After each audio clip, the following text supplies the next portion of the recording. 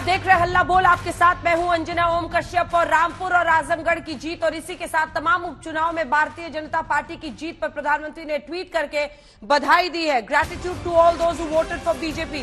प्रधानमंत्री ने उन लोगों का धन्यवाद किया है जिन्होंने उपचुनाव में बीजेपी का साथ दिया। खास तौर पर एक अलग ट्वीट में उन्होंने आजमगढ़ और रामपुर के उपचुनाव को ऐतिहासिक बताया है, ऐतिहासिक जीत इसे करार दिया है। उन्होंने ये भी कहा है कि ये साफ साफ मुहर है और जनता का स्वागत है डबल इंजन की उस सरकार को, उसकी नीतियों को जो आप यूपी में योगी और सेंटर में मोदी की सरकार दे रहे हैं। फिर उन्होंने धन्यवाद किया है और पार्टी के कार्यकर्ताओं का भी उनके कामकाज के लिए प्रशंसा की है। तो आजमगढ़ और रामपुर में बीजेपी की जीत को ऐतिहासिक बताया है उपचुनाव में प्रधानमंत्री नरेंद्र मोदी ने। सवाल यही है कि क्या जिसे एक वक्त पर गढ़ माना जाता था, याद रखिए आजम खान जो रामपुर के हैं, और आजमगढ़ ऐसी सीटें जहां पर मुस्लिम मतदाता भारी तादाद में है, जिन्होंने बढ़ चढ़कर समाजवादी पार्टी को पिछली बार भी साथ दिया था। बावजूद इसके उपचुनाव में दोनों के दोनों सांसद अब बीजेपी के होंगे। यूपी में मोदी और योगी का जादू बरकरार है, डबल इंजन की सरकार पर लोगों का भरोसा बरकरार है। लोकसभा की 2 सीटों पर उपचुनाव हुए, दोनों सीटों पर बीजेपी के कब्जे में आ गई हैं और अखिलेश यादव का जोर का झटका एक तरह से लगा है, क्योंकि दोनों सीटें समाजवादी पार्टी के कब्जे में थी। एक सीट यानी रामपुर से आजम खान सांसद थे, तो दूसरी सीट आजमगढ़ से खुद अखिलेश सांसद थे। उपचुनाव के नतीजों के बाद दोनों सीटें खाली हुई, बीजेपी के 64 सांसद हो गए, जबकि समाजवादी पार्टी 5 से 3 सांसदों पर अब खिसक गई है। पहले ये रिपोर्ट देखिए।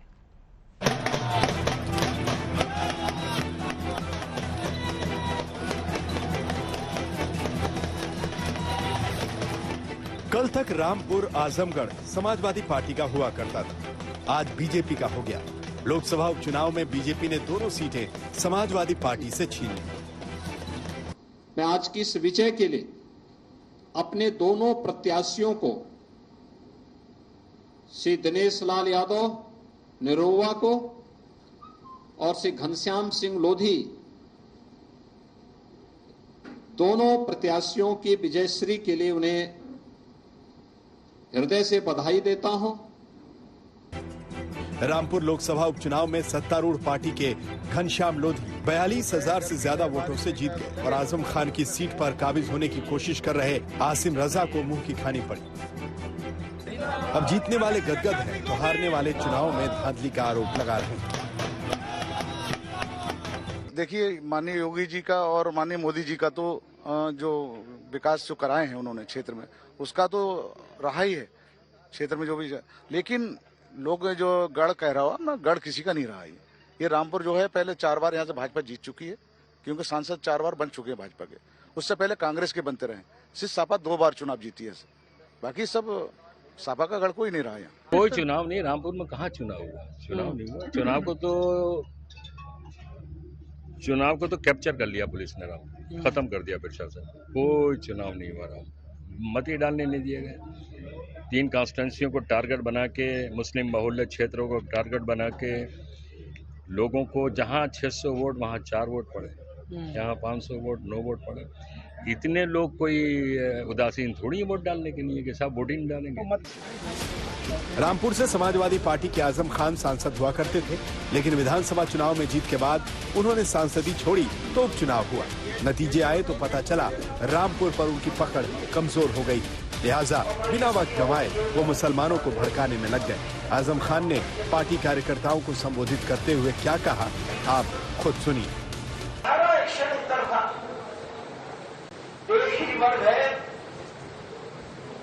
जो हर औरत का हकदार है, जूते खाने का, ठोकरे खाने का, गाड़ियों पर हाथ डलवाने का, टोपी पर हाथ डलवाने का, थानों में बंद होने का, मुकदमे लिखे जाने का, उन्हें लूटने का, उन्हें बर्बाद करने का सिर्फ एक ही वर्ग का हिस्सा बनता है।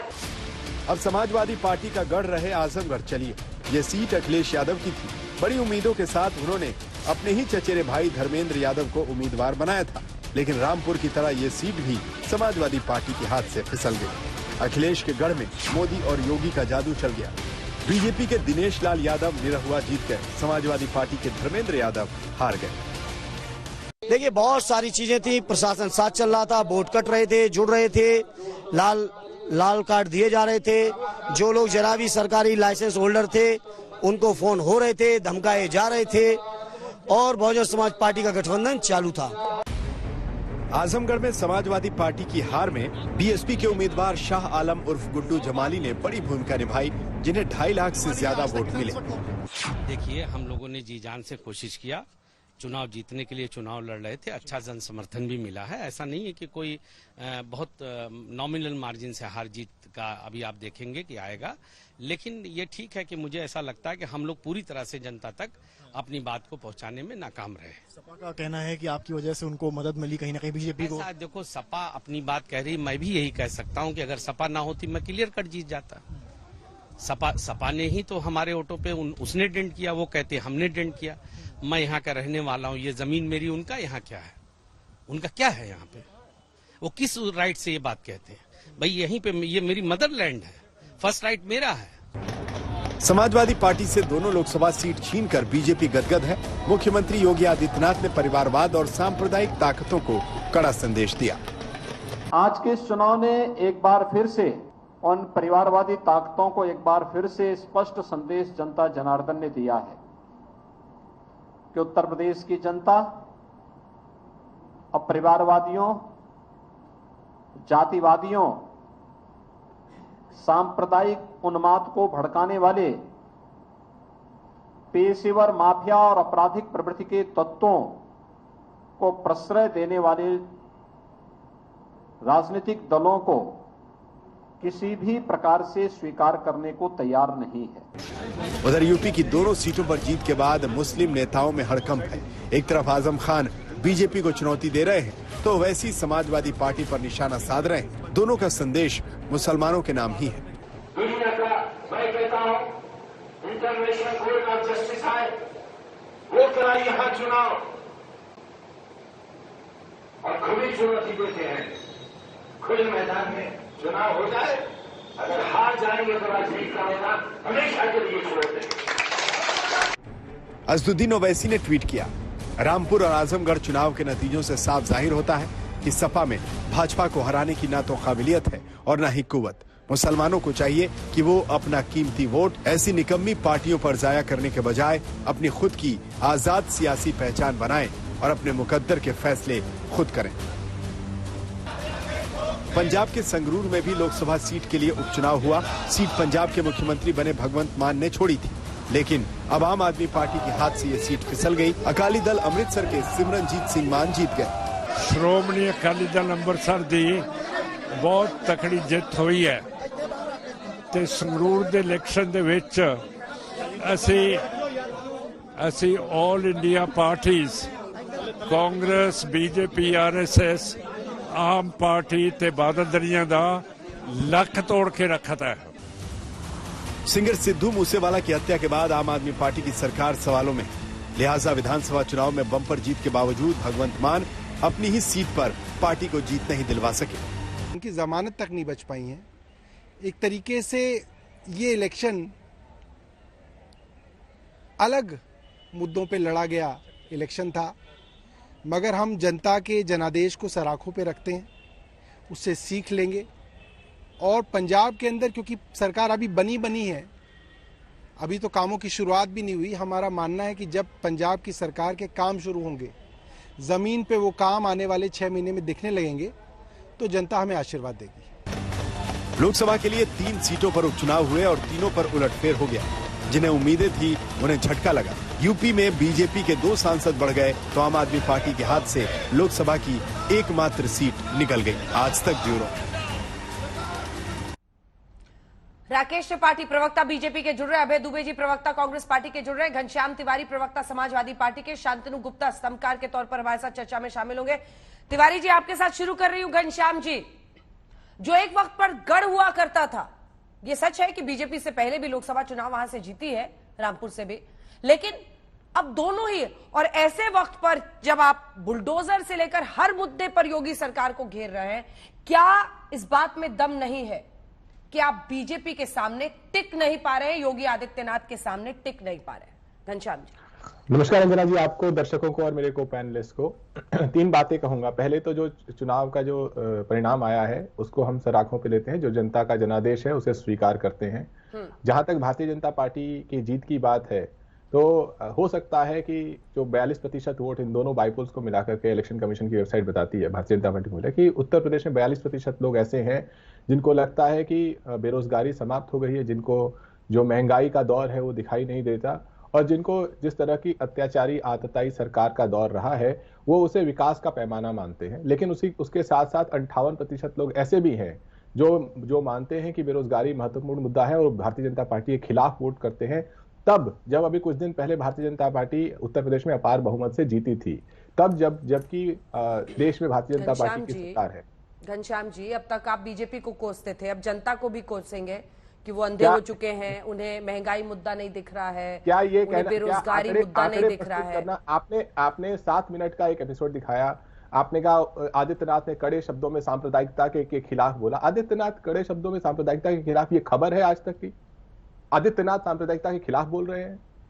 किस चीज की पहचान है वो? तो मुझे बोलने दीजिए। मैंने केवल 2 वाक्य बोले थे, आपने टोक दिया। नहीं, मैंने टोका नहीं सर, काउंटर क्वेश्चन था, आप ही को बोलना है। बताइए ना, जनता को क्यों कोसने लगे? नहीं, जनता को ये तो आज तक का आपका हो सकता है उन्हें कानून व्यवस्था पसंद आ रहा हो ना घनश्याम जी। आप सवाल के कॉन्टेक्स्ट को नहीं समझ रहे हैं। देखिए ना, मैं आपसे लड़ने बैठी हूं ना आप मुझजसे लड़ने बैठे हैं। मैं आपसे सवाल पूछ रही हूं कि एसपी की स्ट्रैटेजी क्या है। अगर आपकी स्ट्रैटेजी है जनता को कोसना तो नहीं चलेगा ना। हो सकता है वो जो आप 42% कह रहे हैं उन्हें कानून व्यवस्था बेहतर लग रहा है, और यही हम लोगों ने विधानसभा चुनाव में जाके रिपोर्ट भी किया था, तो आप लोग गुस्से में आ जाते थे। जब मेरा समय आ जाएगा तो कहिएगा, मैं अपनी बात रखूंगा। अब आपका समय, अगर इलेक्शन कमीशन के आंकड़े प्रस्तुत करना कि 58% लोगों ने भारतीय जनता पार्टी के खिलाफ वोट किया, ये जनता को कोसना है, तो ये आपका आकलन हो सकता है बहुत बड़ा। नहीं, पलटिए मत मिस्टर तिवारी, मैं आगे नहीं बढ़ने दूंगी अगर आप बात को पलटेंगे। मैंने कहा कि जब आप ये कह रहे हैं कि 42% को महंगाई और बेरोजगारी दिख नहीं रहा है, तो आप उन्हें जो जनता को कह रहे हैं उस पर मैंने टोका था। पलटिए मत बात को। जैसे कि भारतीय जनता पार्टी कह रही है कि 42% लोगों ने सांप्रदायिकता के खिलाफ और परिवारवाद के खिलाफ वोट दिया है, वैसे हम कह रहे हैं कि 58% लोगों ने इस बेरोजगारी के खिलाफ, इस अत्याचार के खिलाफ, इस महंगाई के खिलाफ वोट दिया है। और जहां पर एक अत्याचारी सरकार है, जहां पर आजम खान जी को एक यूनिवर्सिटी बनाने के लिए जेल में डाल दिया जाता है और आशीष मिश्रा को गाड़ी चढ़ाने के लिए बेल मिल जाती है, वहां पर सरकार को न्याय का पैमाना मैं तो नहीं मानता, आप मानती हैं तो अलग बात है। आप जनता को कन्विंस क्यों नहीं कर पा रहे हैं? वहां पर आप आए ही नहीं मिस्टर तिवारी। अगर आप देखिए, उत्तर प्रदेश का चुनाव हो, लगभग 3 करोड़ लोगों ने समाजवादी पार्टी को वोट दिया। आप इसी बात से खुश हैं? 38% लोगों ने समाजवादी पार्टी को वोट दिया। तो ये कहना कि हम जनता को बिल्कुल कन्विंस नहीं कर पा रहे हैं, ये गलत बात है। हम भारतीय जनता पार्टी ये चुनाव जीती है, मैंने शुरुआत में कह दिया कि हम इस जनादेश का स्वागत करते हैं। जनता ने जो जनादेश दिया है, हम उसके लिए जनता का सम्मान करते हैं। ठीक है, जल्दी से मिस्टर त्रिपाठी आपसे अब एक प्रतिक्रिया। अब तो आज तो गदगद होंगे, बहुत खुश होंगे आप लोग, लेकिन ये तो अभी चूंकि ये दोनों सीटें इस तरह की थी और अब बहुत सारे लोग थे जो वोट करने भी नहीं निकले थे इस बार, इससे बहुत ज्यादा खुश होने की वजह है क्या? क्योंकि दोनों जगह सरकारें तो बनी हुई थी, तो सरकार बनाने और या फिर हटाने के लिए लोग वोट करने आते हैं। मिस्टर त्रिपाठी, देखिए उपचुनाव के वोटिंग परसेंटेज के कारणों पर पहले भी चर्चा हुई है, लेकिन मैं आज जब परिणाम आया है तो आजमगढ़ और रामपुर दोनों ही जगह की जनता को सर झुका करके प्रणाम करेंगे कि उन्होंने समाजवादी पार्टी का, जिसको अपना गढ़ घोषित किया करते थे, आज उनकी अराजकता को एक सेकंड आपको टोक रही हूं घनश्याम जी। और उत्तर प्रदेश में घनश्याम जी, एक और घनश्याम जी आज मेरे साथ जुड़ रहे हैं, लेकिन वो घनश्याम जी वो है जो जीत के आए हैं रामपुर से। घनश्याम जी, पहले तो आपको बधाई। थैंक यू, प्रणाम आपको। हाँ, लेकिन घनश्याम जी, समाजवादी पार्टी वाले घनश्याम तिवारी जी कह रहे हैं कि जिन लोगों ने बेरोजगारी को मुद्दा नहीं समझा, महंगाई को मुद्दा नहीं समझा, उन्होंने घनश्याम जी को वोट कर दिया है। देखिए, माननीय मोदी जी की जो नीतियां हैं सरकार की, और जो योगी जी की नीतियां हैं सरकार की, उनसे प्रभावित होकर सारे समाज ने, चाहे हिंदू हो या मुसलमान या सिख हो या ईसाई, सबने वोट भाजपा के पक्ष में किया। सबने? रामपुर में? सब रामपुर में, जहां अभी विधानसभा चुनाव आप लोग हारे थे। हाँ, वहां पे ही वोट मिला, हर समाज का वोट मिला। तो क्या बदल गया सर कुछ दिनों में? अभी अभी तो वहां पर विधानसभा चुनाव हारे थे आप, बीजेपी हारी थी। देखिए, उस समय जनता को गुमराह किया गया था, लेकिन जनता समझदार है। हाँ। उस समय तो गुमराह किया गया था, सरकार बन रही है, हमारी सरकार बन रही है, लोगों ने 50 सपने दिखाए थे। हाँ। लेकिन अब जनता समझ गई है। क्या समझी है जनता? जनता ये समझ गई है ना, सच्चाई के मार्ग पे चलना चाहिए, और जो हमारे जात पात के मार्ग पे मतलब भटकाते थे लोग, जात के नाम से, मजहब के नाम से, है ना, उसके झांसे में नहीं आना। तो आपके पास कोई आंकड़ा है क्या? आप बार बार कह रहे हैं कि हर धर्म के लोगों ने आपके लिए वोट किया है, कोई आंकड़ा है क्या? हाँ, वोट है, मेरे पास आंकड़ा है। क्या है? कितने मुस्लिम वोटर्स ने आपके लिए वोट कर दिया? हमारी जो 3 विधानसभा है, हाँ। 5 विधानसभा रामपुर में, 3 जिसमें 2 हिंदू बाहुल्य है, हाँ। और 3 मुस्लिम बाहुल्य है। तो हम वहाँ पे तीनों विधानसभाओं में जो मुस्लिम बाहुल्य हैं, हम बराबर चुनाव लड़के आए। मेरे ख्याल एक पे 1000 का अंतर रहा है साथ, और बाकी 2-2, 4-4 हजार का अंतर रहा है, तो बराबर हमने वो विधानसभा करी है सर। तो आजम खान जी तो कह रहे हैं कि वहाँ चुनाव ही नहीं हुआ है, सब कुछ हैक कर लिया था बीजेपी ने। नहीं, वो अब कह रहे हैं, सही कह रहे होंगे वो अपने हिसाब से, लेकिन मेरे हिसाब से कहीं ऐसा कुछ नहीं हुआ। पूरे जनपद रामपुर में मैं भी घूमा हूँ। और सही कह रहे हैं? नहीं, मैं अपने वो कह रहे होंगे, वो तो कहते रहते हैं, हम उनकी क्या टिप्पणी करूँ, उनके मैं कोई कमेंट नहीं करना चाहता उनको। क्यों? ना, मैं नहीं कहूँगा। मैं उनका बड़ा दबदबा चलता है आजम खान का रामपुर में, इसलिए। अब नहीं, अब दबदबा तो किसी का नहीं है, लोकतंत्र है ये। यार लोकसभा में उन्होंने ही मदद कर दी, बीच बीच में नाराज भी चलते रहते हैं वो अखिलेश यादव से। वो उनका दल का अपना मामला है। मैं तो भारतीय जनता पार्टी का एक छोटा सा सिपाही हूँ, और यहाँ तो भारतीय जनता पार्टी के हर छोटे से लेके बड़े कार्यकर्ता ने, बड़े नेता ने, है ना, यहाँ चुनाव ईमानदारी से लड़ा है, और बड़ी मेहनत से लड़ा है। उसी के फलस्वरूप आज कमल खिला है। नतीजे आए उसके फौरन बाद उन्होंने, आजम खान ने, मुस्लिम जो एक ऐसे ही गैदरिंग हुई थी उसमें बोला कि टारगेट किया जा रहा है मुसलमानों को। रामपुर में तो देखिए, हमारा गंगा जमुना छोटा सा रामपुर है, बड़ा गंगा जमुना तहजीब के हिसाब से, है ना, ये रामपुर जिया है हमारा, और बड़ा भाईचारा आपस में हमारे रामपुर में रहा है। दुनिया में कभी दंगे फसाद हुए, लेकिन रामपुर में हम आज तक दंगा फसाद हमने तो अपनी जिंदगी में देखा, और उसी का सलूट जो आज रिजल्ट आया है भाजपा का। मेरा सब लोगों ने मिलकर भाजपा को जिताया है, चाहे हिंदू हो, चाहे मुसलमान, चाहे सिख हो, जैसा। अच्छा, प्रचार में क्या कहते थे आप लोगों से? ये डबल इंजन? नहीं, डबल इंजन का तो है ही, चल ही रहा है। केंद्र में भी हमारी सरकार है, प्रदेश में भी हमारी सरकार है। हाँ। मैंने तो एक नौकर बनकर मतलब वोट मांगा है। मैंने तो जनता के बीच में गया हूँ, भाई 2 साल की, है ना, नौकरी मुझे दे दीजिए। हाँ। जैसे हमारे माननीय मोदी जी सेवक बन के सेवा कर रहे हैं देश की, हाँ। ऐसी 2 साल की सेवा मैं करना चाहता हूँ जिले की। उन्होंने 2 साल के लिए मुझे मौका दिया है, अच्छा करूंगा तो 2024 में फिर नवाजेगी सरकार। ठीक है, धन्यवाद आपका हमारे साथ जुड़ने के लिए। घनश्याम लोधी, नवनिर्वाचित अभी जो सांसद हैं रामपुर के, आज तक पर हमारे साथ लाइव जुड़े हुए थे। त्रिपाठी जी, अपनी बात पूरी कीजिए। देखिए अंजना जी, मैं आजमगढ़ और रामपुर दोनों जगहों की जनता और विशेषकर भारतीय जनता पार्टी के कार्यकर्ताओं के प्रति आभार व्यक्त करूंगा कि जिस तरह से बूथ प्रबंधन पर उन्होंने फोकस करके इन दोनों ही सीटों पर जहां पर हम आम चुनाव में हारे थे, वहां हमने प्रयास करके इस अपनी पराजय को अब आज जीत में परिवर्तित करने का काम किया है। उत्तर प्रदेश की योगी आदित्यनाथ सरकार और केंद्र की नरेंद्र मोदी सरकार, ये दोनों ही सरकार का डबल इंजन जो गरीब कल्याण नीतियां हैं, इस पर मुहर लगाने का काम किया है। और यह सवाल घनश्याम तिवारी जी को अपने आप से पूछना चाहिए, अपनी पार्टी में पूछना चाहिए कि आखिरकार क्या कारण था अखिलेश यादव जी रामपुर और आजमगढ़ दोनों ही जगह चुनाव प्रचार करने के लिए नहीं गए। यह सवाल पूछा जाना चाहिए कि आजमगढ़ में कोई उनके पास समाजवादी पार्टी का स्थानीय योग्य कार्यकर्ता नहीं मिल रहा था। केवल सैफई कुनबे से लाकर के पहले मुलायम सिंह यादव जी चुनाव लड़ते हैं, फिर अखिलेश यादव जी चुनाव लड़ते हैं, फिर उसके बाद अपने भाई धर्मेंद्र यादव को चुनाव लड़ाते हैं। आप जब परिवार के आधार पर, कास्ट के और कम्युनल एंगल के आधार पर आप उसका कॉकटेल बनाकर चुनाव जीतना चाहते हैं तो परिणाम ऐसा ही होता है। और परिणाम की समीक्षा करने की बजाय आप जनता के, अगर जनादेश पर सवाल उठाते हैं कि जनता ने भ्रष्टाचार को चुन लिया, जनता ने इसको चुन लिया, वास्तविकता में उत्तर प्रदेश में आपने जिस तरह का कुशासन दे रखा था, उत्तर प्रदेश में अपराधियों की पौवारा कर रखी थी, आज उत्तर प्रदेश में हमने उससे निजात दिलाने का काम किया है। जनता ने उस पर अपनी मुहर लगाई है। दुबे जी से कमेंट ले लेते हो, फिर घनश्याम जी इसका जवाब देंगे, ज्यादा बुरा लग रहा क्योंकि ये सवाल चारों तरफ गूंजता रहा कि ये ओवर कॉन्फिडेंस था आजमगढ़ को, रामपुर को लेकर, या फिर जानबूझकर वहां पर नहीं गए। क्या आपस में कुछ पक रहा है आजम खान और अखिलेश यादव के बीच में? लेकिन अब दुबे जी, बीजेपी फिर जीती,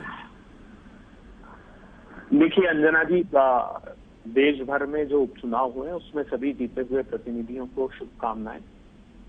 मगर भारतीय जनता पार्टी का उत्तर प्रदेश में अभी हनीमून पीरियड चल रहा है, इसलिए स्वाभाविक रूप से कुछ कितने साल का है सर ये हनीमून?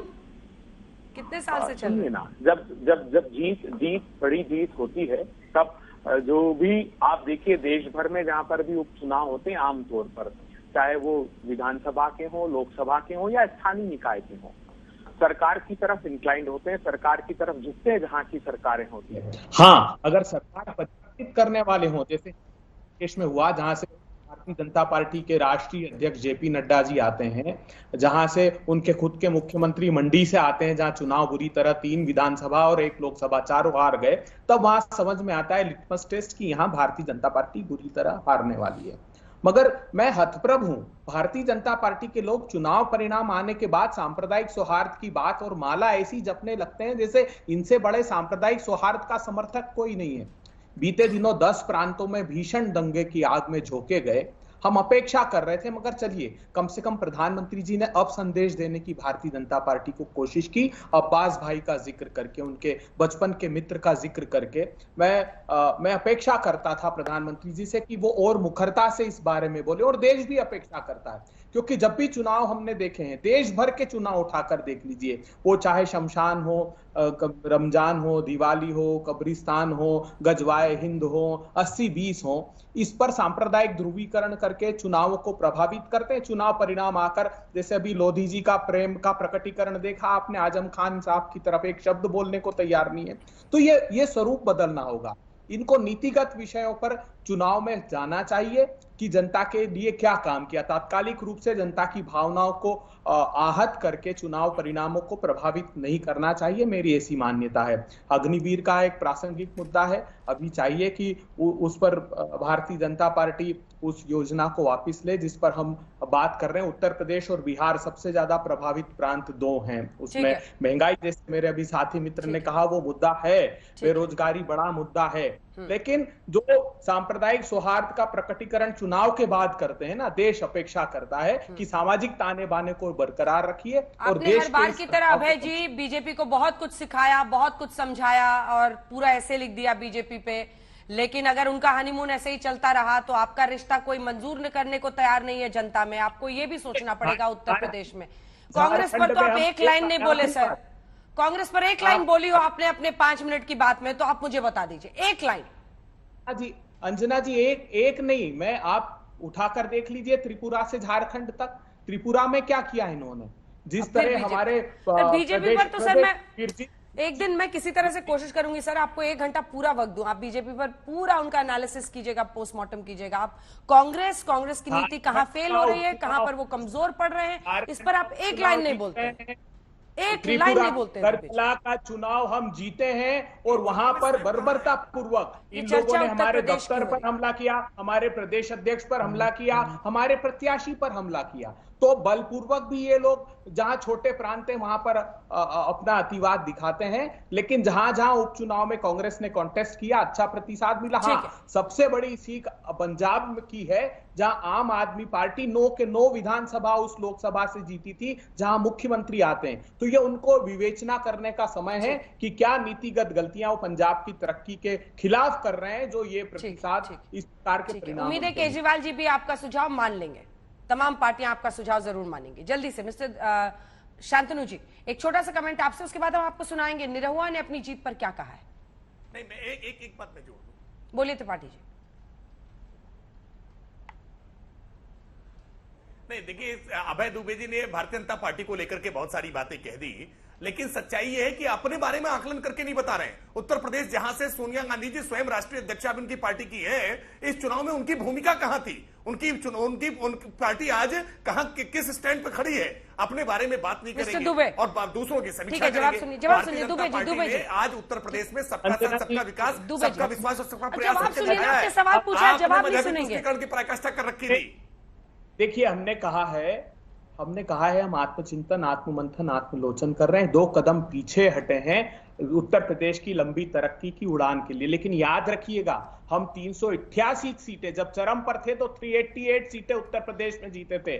515 सीटों में से मैक्सिमम सीटें अटक से कटक तक और कश्मीर से कन्याकुमारी तक हम थे। आप पूरे दक्षिण भारत से साफ हैं, आप लगातार प्रांतों के चुनाव हारे, तो अहंकार मत प्रदर्शित कीजिए। जीत का अगर प्रतिशत जनता ने दिया है तो उसको तरक्की में लगाइए, यही कांग्रेस संदेश देना चाहती है। राहुल, आप आत्मनिर्भरता में रहिए और ये स्वीकार कर लीजिए कि आप संन्यास की तरफ चली गई है। अब कांग्रेस पार्टी बूढ़ी हो चुकी है। अपने स्वर्णिम ऐसे ही अपने यौवन को आप गिनाते रहिए कि हम एक समय में ये हुआ करते थे। आज वर्तमान में कहां खड़े हैं? उत्तर प्रदेश के परिणाम इस बात के लिए हमको प्रेरित करते हैं कि आप संगठनात्मक स्तर पर उत्तर प्रदेश में मजबूत से खड़े होइए। और प्रियंका गांधी जी ने उसकी बुनियाद रखी है, लड़की हूं लड़ सकती हूं की। और हमने उत्तर प्रदेश के लिए संकल्प जल्दी से सुना देते हैं। निरहुआ क्या कह रहे हैं अपनी जीत पर, सुना दीजिए एक बार। आ रही हूँ। निरहुआ क्या कह रहे हैं अपनी जीत पे, सुनाई।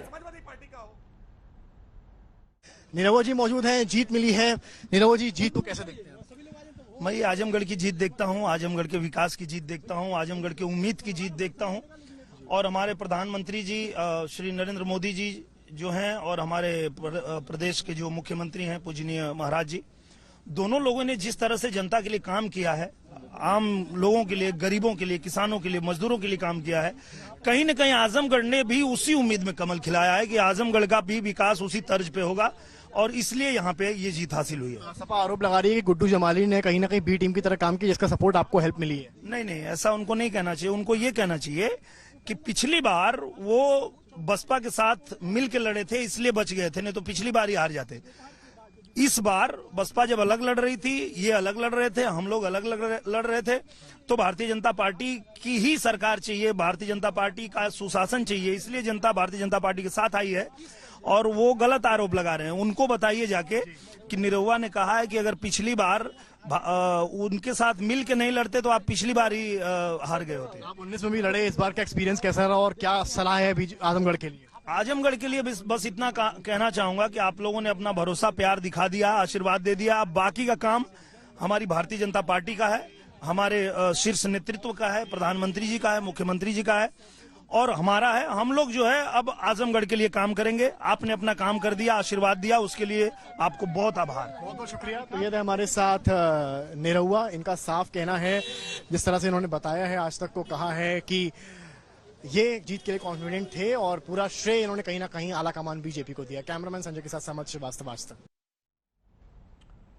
तो अपनी जीत पर आपने सुना निरहुआ क्या कह रहे हैं। जल्दी से शांतनु जी आपका रिएक्शन। कुल मिलाकर 80 वाला सपना तो थोड़ा ज्यादा ही लग रहा है। योगी जी कह रहे हैं 80 जीत लेंगे अगली बार 2 साल बाद। देखिए 17 में, जब 14 में 72 भी जीते थे, जो किसी को लग नहीं रहा था ऐसा होगा। देखिए मैं इस बाईपोल्स की जीत पे भाजपा की ज्यादा आश्चर्यचकित नहीं वंजना जी, क्योंकि जब से अखिलेश यादव ने सपा की कमान संभाली है तब से उन्होंने कुछ नहीं जीता है। 14 देख लीजिए, 17 देख लीजिए, 17 का निकाय चुनाव देख लीजिए, 19, 21, 22 सब देख लीजिए, 21 का ग्रामीण चुनाव देख लीजिए, सब में हारी है। जब से उन्होंने चाचा को बाहर निकाला है, पिताजी को बाहर निकाला है, वो केवल एक डाउनवर्ड हिल है। और मतलब अब तो घमंड इतना है कि मैं प्रचार करने नहीं जाऊंगा। आप सोच सकते हैं कि एक व्यक्ति लखनऊ से उठ के आजमगढ़ और लखनऊ से उठ के रामपुर तक जाने की उसकी इच्छा नहीं है। आपको पता है 17वीं लोकसभा जिससे उन्होंने त्याग दिया उसमें उनकी अटेंडेंस मात्र 35% है। 2.5 साल में चुनाव को छोड़ के वो 2.5 बार आजमगढ़ नहीं गए, तो क्यों देगा कोई उनको वोट। और भाजपा चाहे वो हैदराबाद म्युनिसिपल का इलेक्शन हो चाहे बाईपोल हो, बिल्कुल जी जान से लड़ती है, उसे अपनी नाक का सवाल बना देती है। तो मेरे ख्याल से अब ये एक वर्सेस है 24/7 पॉलिटिक्स और वीकेंड पॉलिटिशियंस के बीच में। तो इनको उभरना होगा, तभी ये इस स्पर्धा में आगे आ पाएंगे। ठीक है, जवाब दीजिए इसका घनश्याम जी, और एक वजह समझा दीजिए कि अखिलेश यादव प्रचार के लिए क्यों नहीं गए, इसका स्पष्ट जवाब। 3 बातें कहूंगा। पहले तो ये 24/7 भारतीय जनता पार्टी हमेशा पॉलिटिक्स करती रहती है, उसके नेता बिना सोए पॉलिटिक्स करते रहते हैं। उसका नतीजा आप देखते हैं कि जहां पर वो चुनाव हार भी जाते हैं, जैसे महाराष्ट्र में, वहां सरकार बनाने की कोशिश करते हैं, या उसका नतीजा आप देखते हैं बिहार में चुनाव हार जाते हैं, सरकार बनाने की कोशिश करते हैं। ये 24/7 पॉलिटिक्स अगर बेरोजगारी को मुद्दा नहीं मानती, अगर महंगाई को मुद्दा नहीं मानती, वो किसानों को भी देशद्रोही कहके पिटवाती है, नौजवानों को भी देशद्रोही करके पिटवाती है। और 3 रेलवे मिनिस्टर बदल जाते हैं, लेकिन जो रेलवे में 1 करोड़ से अधिक अभ्यर्थी थे उन्हें नौकरी नहीं मिलती। आशीष मिश्रा जैसे लोग सीना तान करके बेल पे बाहर आ जाते हैं। तो 24/7 पॉलिटिक्स सिर्फ ताकत का और सांप्रदायिकता का एक कॉकटेल है, जिसको भारतीय जनता पार्टी आसानी से चला रही है। ये कोई उनके देशभक्ति का या देश को आगे ले जाने का पैमाना नहीं है। ये कौन सी 24/7 पॉलिटिक्स है जो नरेंद्र मोदी जी 8 साल से कर रहे हैं, जिसमें देश की अर्थव्यवस्था लुढ़क चुकी है। ये लोग अखिलेश जी प्रचार के लिए क्यों नहीं गए थे घनश्याम जी? बता रहा हूँ, अब मैं उनके ये पहली बात का जवाब था। जहां तक प्रचार की बात है, अलग अलग पार्टियों का, मैं किसी के बीच में नहीं बोल रहा था, अलग अलग पार्टियों का प्रचार का अलग अलग तंत्र है। आप चाहे तो समीक्षा कर सकते हैं कि समाजवादी पार्टी 8000 वोटों से क्यों हारी, या बहुजन समाज पार्टी की क्या भूमिका रही थी। जहां तक अपने संगठन की समीक्षा करने की बात है, अखिलेश जी के नेतृत्व में हम उस संगठन की समीक्षा करेंगे। यही नेतृत्व है जिसके बलबूते पर समाजवादी पार्टी को इस विधानसभा चुनाव में 3 करोड़ के आसपास जनता ने वोट दिया है। ऐसे समय में वोट दिया है जब भारतीय जनता पार्टी की प्रचंड सरकारें, अनेक राज्यों की सरकारें आकर के 14 मुख्यमंत्री और न जाने कितने लोग आकर के प्रचार कर रहे थे। तो हमें उस नेतृत्व पे भरोसा है, और हमें इस बात पे भरोसा है कि जिन लोगों को बेरोजगारी मुद्दा लगता है, महंगाई मुद्दा लगता है, वो भारतीय जनता पार्टी को खदेड़ेंगे, चाहे इस बाईपोल में खदेड़ें या अगले चुनाव में खदेड़ें, क्योंकि भारतीय जनता पार्टी को तो ये बात मुद्दा नहीं लगती। जहां तक निरहुआ जी की बात कही, उन्होंने अंत में कहा कि ये सरकार करेगी, ये कार्यकर्ता करेंगे, ये प्रधानमंत्री करेंगे और ये मैं करूंगा। जहां सांसद स्वयं को इतना बौना मानता हो कि उसे चुनाव जीतने के बाद भी अपनी जिम्मेदारी का एहसास नहीं है, भारतीय जनता पार्टी इसी तरीके के लोगों को जो केवल एक सिंबल है, वो जनता के लिए कुछ नहीं करना चाहते हैं, ना कुछ करेंगे, वैसे लोगों को सरकार में लाती है ताकि कुछ लोगों के पास ताकत रहे और उस ताकत का दुरुपयोग हो जनता को पीछे ले जाने में,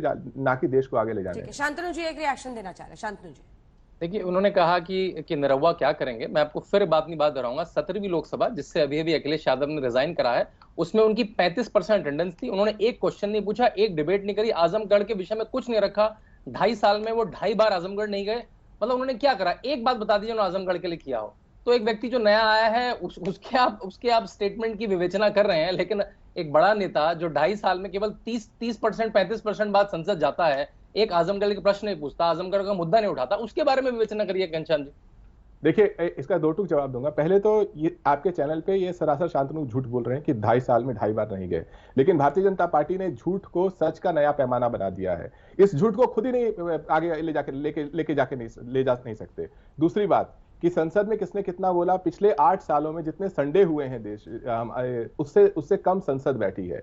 जहां पर प्रधानमंत्री स्वयं ने तय कर लिया है कि संसद को कमजोर करना है, संसद को ज्यादा समय तक चलने नहीं देना है, वहां पर आप संसद को पैमाना बना रहे हैं। जिस देश में प्रधानमंत्री एक प्रेस कॉन्फ्रेंस नहीं कर सकते और शांतनु जैसे लोग उनकी वाहवाही करेंगे, वो योगी माया लिख सकते हैं, लेकिन सच ये है कि योगी से बड़ा सांप्रदायिक ताकत कोई देश में नहीं है। तो इस तरह की अब झूठ को सच बना करके जनता उन्हीं के लिए तरीके से प्रस्तुत करना जो है, हो सकता है किसी। आपने एक आखिरी बात कहूंगा, आप असदुद्दीन अवैसी जी का ट्वीट बार बार दिखा रही थी। उनकी बात में दम है कि समाजवादी पार्टी भारतीय जनता पार्टी को नहीं हरा पाई, लेकिन जिस जोश से वो भारतीय जनता पार्टी को जिताने का प्रयास करते रहते हैं असदुद्दीन अवैसी, चाहे वो महाराष्ट्र में हो, चाहे वो बिहार में हो, चाहे वो उत्तर प्रदेश में हो, उस जोश में उनका ट्वीट जो है उनकी अपनी राजनीति को एक्सपोज करता है। समाजवादी कलीमुल हाफिज जुड़ गए हमारे साथ।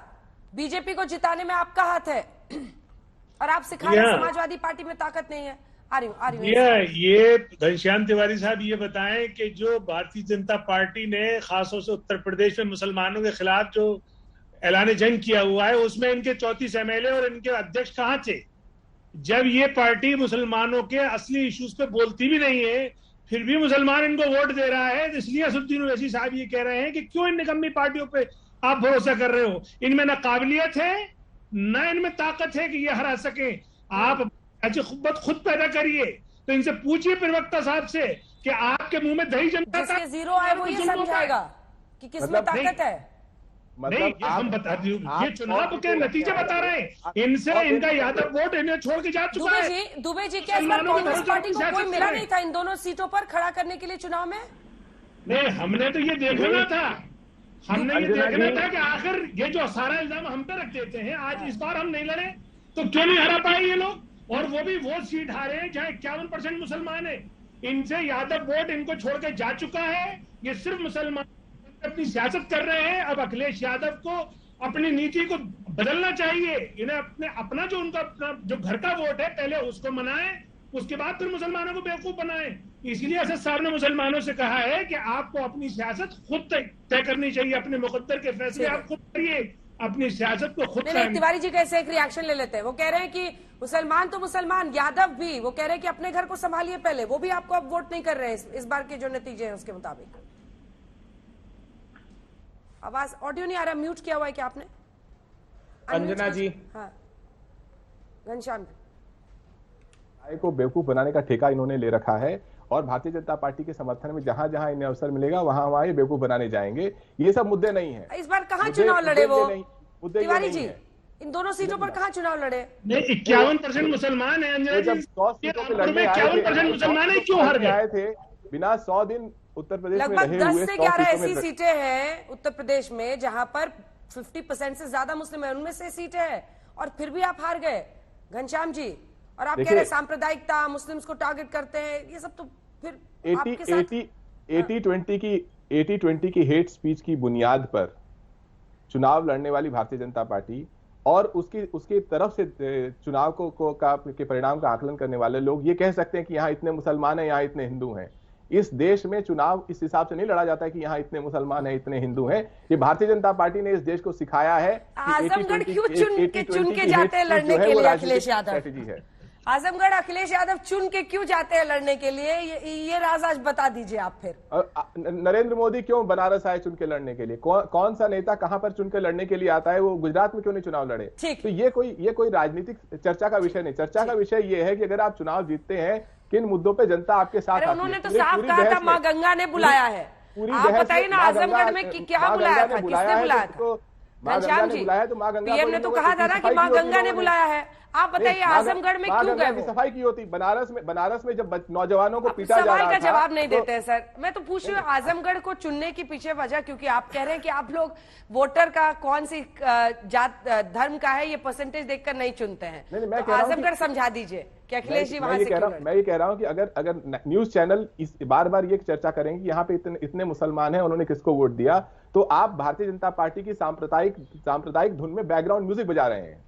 ये गलत है। चैनल का आकलन का तरीका नहीं है कि घनश्याम तिवारी, इतने हिंदू हैं। इलेक्शंस के एनालिसिस इस देश में होते हैं, सीट वाइज होता है और सभी बताते हैं कौन से कितने मतदाता हैं, किस तरफ झुकाव है। जब आप लोग एक सेकेंड सर, जिन्ना से लेकर सबको आते हैं चुनाव में, तो आप लोग तो सीख और लेक्चर ना ही दे तो बेटर होगा। इलेक्शन का एनालिसिस कास्ट रिलीजन के आधार पर किया जाता है। अब आपको सब गलत लगने लगेगा तो ये ठीक नहीं है। सब गलत लगने लगेगा तो ठीक नहीं है। आजम खान को क्यों रामपुर में बार बार टिकट दिया जाता है ये भी सबको पता है। जेल में बंद थे फिर भी टिकट दिया गया, सबको पता है। बहस को आगे लिए चलते हैं। मिस्टर दुबे, रुक जाइए त्रिपाठी जी। मिस्टर दुबे, आपको सर कैंडिडेट भी नहीं मिला इस बार, पता चला रामपुर और आजमगढ़ में चुनाव के लिए कांग्रेस को? हमने तय किया था कि हम लोग संगठनात्मक स्तर पर अपने आप को दृढ़ता से खड़े करेंगे, क्योंकि विधानसभा चुनाव के परिणामों ने हमको इस बात के लिए आगाह किया था। मगर ये जो मैथमेटिक्स परिणामों का लड़ने में डर रही है क्या उत्तर प्रदेश में सर? अबे सर प्रश्न डरने का नहीं है। हम चाहते हैं कि हम अच्छी तैयारी के साथ जनता के बीच जाएं, लेकिन ये जो मैथमेटिक्स दिखाई देता है इसके पीछे का केमिस्ट्री समझनी बहुत आवश्यक। बताइए। जो 312 सीटों से 255 सीटों पर उत्तर प्रदेश में भारतीय जनता पार्टी आ गई, उन्होंने मूल्यांकन कर लिया था कि इस बार वो हार की कगार पर खड़े हैं और 122 सीटें बहनजी के साथ समझौते के साथ इस प्रकार लड़ी कि 91 माइनॉरिटी के उम्मीदवार लड़ाए। हाँ, हम कॉन्टेस्ट में नहीं थे, क्योंकि प्रियंका जी ने जो लड़ाई खड़ी करी थी उसका लाभ अखिलेश जी को मिला। 15 यादव उम्मीदवार खड़े किए, बाकायदा एक पूरा एनालिसिस किया है। अब ओवैसी साहब को आप देख लीजिए कि जहां तेलंगाना से आते हैं वहां तो ओल्ड आंध्रा की अंदर की सीटों के अलावा वो चुनाव नहीं लड़ते हैं, मगर जहां जहां भारतीय जनता पार्टी उनको निर्देशित करती है, वो बिहार हो, वो महाराष्ट्र हो, वो उत्तर प्रदेश हो, वहां चुनाव लड़ते हैं। हम 2 साल 3 साल से डिबेट कर रहे हैं। भारतीय जनता पार्टी के प्रवक्ता यहां बैठे हुए, पूछिए पीएफआई को प्रतिबंधित करने के लिए 2020 से इन्होंने प्रस्ताव दे रखा है। क्या करती है केंद्र की सरकार? नहीं करती। क्यों जानती हैं आप? क्योंकि कर्नाटका का इलेक्शन तक नहीं करेंगे। कोस्टल कर्नाटका में पोलराइजेशन से वो पीएफआई मुस्लिम लोगों के वोट संग्रहित करने लगी है ताकि दूसरे दलों को उसका लाभ नहीं मिल सके। तो राजस्थान से लेकर कर्नाटक तक, तो ये जो केमिस्ट्री भारतीय जनता पार्टी की है ये अप टू सम एक्सटेंट काम करती। नहीं तो इतना बड़ा किसान आंदोलन कुचल कर रोंद कर किसानों को मार डाला गया। क्या उसके बावजूद, क्या मोदी जी जब कहते हैं कि हेल्थ इंडिकेटर्स में, हेल्थ इंडेक्स में सबसे पिछड़ा हुआ उत्तर प्रदेश है, 28 जिले ऐसे थे उत्तर प्रदेश के जो भीषणतम गरीबी रेखा के नीचे आ गए। ये नीति आयोग ने रिपोर्ट दी, उसके बावजूद परिणाम इनके पक्ष में कैसे आ जाते हैं। हेल्थ के, इकोनॉमी के सारे इंडिकेटर्स उठाकर देख लीजिए, अच्छा परफॉर्म नहीं किया, लेकिन परिणाम पक्ष में आने के पीछे जो केमिस्ट्री है वो देश को समझनी पड़ेगी, और ये बहुत दिन तक इन केमिस्ट्री के आधार पर सर्वाइव नहीं कर सकते। अभी तो अग्निवीर वाली केमिस्ट्री थी, छात्रों का प्रोटेस्ट था, सब के बावजूद कांग्रेस मैदान में नहीं उतर रही है। नहीं, देखिए वो अंजना जी, वो देश की भूभागी अखंडता और सुरक्षा का प्रश्न है, हम उस उद्देश्य से उसको देखते हैं। भारत के साथ बहुत बड़ा आघात। ठीक है, अब त्रिपाठी जी जवाब देंगे। ठीक है सर, त्रिपाठी जी जवाब दीजिए। तमाम ऐसे मुद्दे, ज्वलंत मुद्दे, और 2 सीटें जीत जाने से उन सब पर पूर्ण विराम नहीं लगता है मिस्टर त्रिपाठी, क्योंकि चाहे वो बुलडोजर्स का मामला हो जो सुप्रीम कोर्ट में चल रहा है, कि क्या आप लोग एक्स्ट्रा कॉन्स्टिट्यूशनल एक्शन ले लेते हैं किसी पर, किसी का कोई कहीं पर आरोपी बना उसका घर गिरा दो। दूसरी तरफ जो सांप्रदायिकता का आरोप लगा रहे हैं घनश्याम जी और अभय जी, उस पर जवाब दीजिए। मैं बिल्कुल नहीं मानता कि कोई चुनाव परिणाम सारे मुद्दों को खत्म कर देता है, लेकिन ये मुद्दे उठाने वालों को भी चिंता करनी होगी कि आखिरकार उनके मुद्दों में दम क्यों नहीं है। अभी अभय दुबे जी ने कहा कि सुरक्षा स्वास्थ्य के मसले पर उत्तर प्रदेश पिछड़ा हुआ है। सच्चाई यह है कि उत्तर प्रदेश में 14 मेडिकल कॉलेज थे, उत्तर प्रदेश में 14 जिलों में केवल योगी आदित्यनाथ सरकार आने से पहले 59 मेडिकल कॉलेज जब हम उत्तर प्रदेश में बना करके लाते हैं तो भारतीय जनता पार्टी की सरकार रिपीट होती है। जापानी इंसेफेलाइटिस से हजारों बच्चे काल कबलित हो जाते थे पूर्वांचल में, लेकिन इस पूर्वांचल में जापानी इंसेफेलाइटिस को हम उन्मूलित करने का काम करते हैं, तब उत्तर प्रदेश की जनता भारतीय जनता पार्टी के साथ जुड़ती है। ये जाति के समीकरण, ये मजहब के समीकरण, ये आप जोड़ते होंगे। और एक घनश्याम तिवारी जी कह रहे हैं ना कि 24/7 पॉलिटिक्स करते हैं। हाँ, हम 24/7 पॉलिटिक्स करते हैं, क्योंकि समाज सेवा के घंटे तय नहीं किए रास्ते। ये पार्ट टाइम काम नहीं हो सकता है, ये प्रोफेशन नहीं है, ये कैरियर बनाने का मसला नहीं है। जैसा अखिलेश यादव जी कह रहे थे कि मेरे पिताजी मेरा कैरियर खराब कर रहे हैं, अब बताओ मैं इसके अलावा और क्या करूंगा। राजनीति प्रोफेशन नहीं होता है घनश्याम जी, राजनीति कैरियर बनाने के लिए नहीं होता है, राजनीति पैशन का मसला होता है। यहां जुनून के साथ अहरनिश काम करना पड़ता है। और ये सीखिए जाकर के देश के प्रधानमंत्री नरेंद्र मोदी जी से कि उन्होंने कभी घंटे, कभी दिन, कभी रात देखा नहीं है। जनता की सेवा के लिए अपने आप को लगातार झोंक देते हैं। जाकर सीखिए योगी आदित्यनाथ जी से कि कब सुबह कब शाम जनता की सेवा के लिए कोई घंटे नहीं होते हैं, लेकिन घर में बैठ करके ट्विटर पर खेलने के लिए जरूर टाइमलाइन आप देखते हैं कि कितने बज के कितने मिनट पर कौन सा ट्वीट किया जाए तो उससे लाभ मिलेगा, लेकिन एक ट्विटर पॉलिटिक्स से जनता के वोट नहीं मिलते हैं। ये बात आपको आजमगढ़ और रामपुर का उपचुनाव का परिणाम जरूर सिखा रहा है। दोनों का हाथ उठाता कमेंट करने के लिए आप अभी भी प्रशासनिक मशीनरी पर, मीडिया पर दोष मढ़ने का काम करेंगे। खबर आ रही है अखिलेश यादव ने कहा है उपचुनाव में एसपी की हार पर बोला है मतदान से रोकने के लिए दल बल का दुरुपयोग किया गया, लोकतंत्र का चीरहरण किया गया, लोकतंत्र का चीरहरण किया गया। आप तो स्वागत कर रहे थे घनश्याम जी रिजल्ट का। देखिए, मैंने जो बात मैंने कही, जनादेश का स्वागत करना लाजमी बात है, जनादेश का स्वागत किया जाता है और अब भी जनादेश का स्वागत मैं अब भी कर रहा हूं। जहां तक जिस तरीके से भारतीय जनता पार्टी की सरकार ऑपरेट करती है उसकी तो जिंदा मिसाल है अजय मिश्रा और आशीष मिश्रा ट्रेनी। तो इस सरकार ने कोई ऐसा, या छोड़िए आशीष मिश्रा को, महाराष्ट्र की सरकार देख लीजिए या बिहार में जो हुआ वो देख लीजिए, तो इस सरकार चीजों का दुरुपयोग करती है। कोई ब्रेकिंग न्यूज थोड़ी है, ये तो रोज की खबर है। और जहां तक अभी वो 24/7 पॉलिटिक्स की बात कर रहे थे, श्रीलंका से में जो कमीशन बैठा वो कह रहा है कि अडानी जी के लिए प्रोजेक्ट मांगा जा रहा था, ऑस्ट्रेलिया में अडानी जी के लिए प्रोजेक्ट मांगा। इनका 24/7 का मिसाल ये है कि भारतीय जनता पार्टी की आय हर 2 साल में दुगनी होती है, अडानी जी की आय हर 2 साल में 3 गुना हो जाती है। तो किसके लिए 24/7 कर रहे हैं? जो आपका दर्शक बैठा है, जो 8 साल से बेरोजगार बैठा है, जिसका परिवार या जो गरीबी की रेखा के नीचे जा रहा है, या जिसके परिवार में कोई कोविड के काले मर गया, उसके लिए 24 घंटे पॉलिटिक्स नहीं कर रहे हैं। अपनी पार्टी में और धन आ जाए, जहां जहां से भी जमा हो जाए, अपने चुनिंदा पूंजीपति का संपत्ति 8 गुना 10 गुना बढ़ जाए, और देश की जो सांप्रदायिक सिस्टम है, जिसे गंगा जमुना तहजीब कही जा रही थी, उसकी जगह आदित्यनाथ जैसे लोगों को देश के नए सांप्रदायिक ताकत की मिसाल के रूप में दिखाया जाए। इजाजत देता है घनश्याम जी, मुझे टोकना पड़ेगा आपको। त्रिपाठी जी एक लाइन में जवाब दीजिए, वो सरकार को कटघरे में खड़ा कर रहे हैं, एक लाइन में जवाब। देखिए, अभी सच ये है कि तुम्हारे पैरों के नीचे जमीन नहीं, कमाल है तुमको अब भी यकीन नहीं। यार सच को स्वीकार करिए, जनता के जनादेश को स्वीकार करिए और इस सवाल का जवाब ढूंढिएगा घनश्याम जी कि अखिलेश जी आजमगढ़ और रामपुर क्यों नहीं गए, क्या उन्हें डर